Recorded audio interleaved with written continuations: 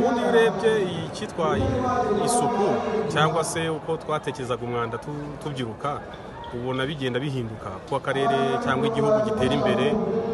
Hari ibintu byinshi bigenda bihinduka, gutangira kwibwira ko umwanda ari ibishingwe gusa cyangwa ibintu twajugunya ahantu, ibyo ni ibintu bya kera. Uyu munsi turatangira kureba n'akajagari tukakabona nk'umwanda, ibintu birunze aho bitagomba kuba birunze, abantu basize ibikoresho by'ubwubatsi ahantu bikaba bitakihakoreshwa kandi bitanahakurwa, ubwabyo tukabibona nk'umwanda. Hari inyubako zishaje zikwiye kuvugururwa, izo uyu munsi turazibona nk'umwanda.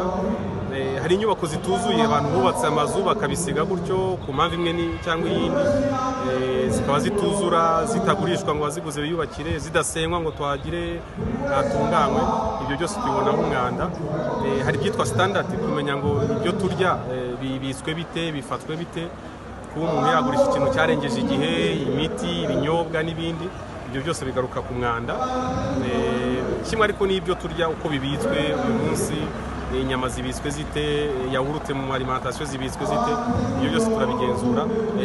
Ibikorwa remezo za rigore zirakora neza, zarazibye, ibyo byose tubibara mu mwanda. Mu by'ukuri niyo tuba dushaka ko abantu bumva, nituvuga ngo tugire isuku ntagarukire gusa ku gukaraba ku mubiri no kuba yagira ikimotera ashyiramo imyanda, ahubwo atekereze n'ibyo bindi nari mvuze ko uyu munsi bifatwa nk'umwanda iyo bitatunganyije.